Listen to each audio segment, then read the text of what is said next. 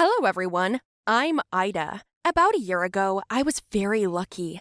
My grandmother bequeathed me a decent million amount of money, a company, and real estate. It may seem strange because in my family, I am an adopted child. Yes, you heard right. I have a brother, Jay, mom, and dad. These people adopted me 3 years ago. They treated me well, but then, more than anyone in the world, my step-grandmother loved me the most.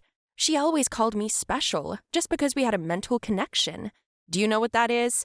We often thought the same way, did things together, we had the same taste in food, and most importantly, I could always feel if something happened to her and ran to help. Since I was older than Jay, my grandmother paid for my studies at Oxford, and I became the best student in the law course. Unfortunately, my grandmother died, but she managed to bequeath everything she had to me. My family was happy and proud of me. I temporarily froze my accounts, cashed out the necessary part, and gave it to my family while I went to London to study. I was gone for 2 years because of the heavy workload, and finally, I came home. They couldn't meet me, but that's okay. By taking a taxi, I went to the usual address, but on the way, Dad texted me that they'd changed location. I wondered when they had time to move. And besides, why didn't they tell me about it? The driver took me to a strange, poor area, and I found an apartment in the basement. I was already scared. I thought maybe the driver had mixed something up.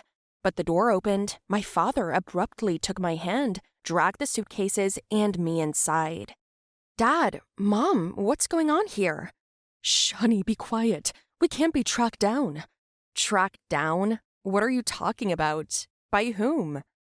I'll explain everything to you. Just tell me first. Are your bills, are they all right? Well, yes, they're safe. Like grandmother's company, everything's fine. But what happened? Dad had just opened his mouth when someone knocked on the door. Frightened, Jay began to cry, and my fear slowly rose up. Nobody could explain anything. My parents grabbed our hands and we ran out the window, got into an old car unfamiliar to me, and rushed away.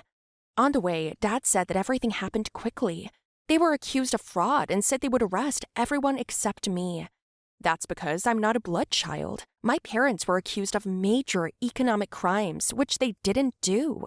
We were told that nothing was recorded on us, no property and no business, but we lived in a big way and our stories about the inheritance are considered fake because everyone bequeathed to you and we're not on the list. And since we're a family, only on paper. My mother could not continue and I went nuts from the absurdity. Well, what do I do now? I don't know yet, but we'll think of something. But I won't let my family go to jail. If necessary, I'll go alone. No, Dad. Jay burst into tears again, and I calmed him down. No one is going anywhere. I'll think of something. We stopped after only 60 kilometers to take food with us. During this hour, I thought about all the options, but none of them would work. Our phone was also dead, and there was nowhere to recharge in the old car. I went to the toilet at the gas station while my family bought food and water. Before I had time to properly zip up my fly on my jeans, I heard my mother scream, "Ida, run!" In a hurry, I ran out of the restroom. We had to leave the car and go to another one. We were being chased by strange people in glasses and black suits. My heart almost burst. What the hell is this? I yelled, and then I realized, where is Jay? I asked my parents, and my mother was crying. They kidnapped him. What the fuck? Go back. We must get him back. They can't do that. They violated all our rights. Wake up already, Ida. What the hell are your rights? We were kicked out. We're on the run. We were accused of what we did not do. And now the law is taking us into their own hands. I'll ransom Jay. How? I will rewrite everything that I have. I'll give it to them. But it's all yours, honey. It doesn't matter. They have my brother. Let them take it. It should be enough to let him go and stop the persecution. My parents asked me several times if I was sure, but I was more certain than ever. It should have worked. Dad dialed someone's number and we drove back towards that gas station. We had an appointment in the middle of the highway, away from the road itself. When we drove into the wasteland, I began to worry. They kept Jay in handcuffs like a criminal. I got out of the car and my father went to negotiate. A minute later, he brought me papers and, with trembling hands, I signed everything. I did it. Now let him go. Stop chasing us. Jay was released, but then something unbelievable happened. My little brother calmly approached me, smiled, and began to clap. Mom and Dad followed. What? What's going on?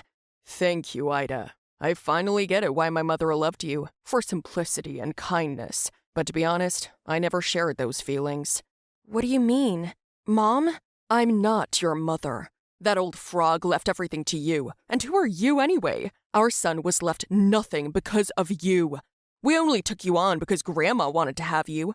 She saw potential in you. Huh. I couldn't believe it. All this turned out to be just a fake. My parents were indeed scammers, but their only target was me. What do you think, guys? I returned to London on the rest of my savings, but how do I live on? So far, I have no idea. Maybe you have some ideas?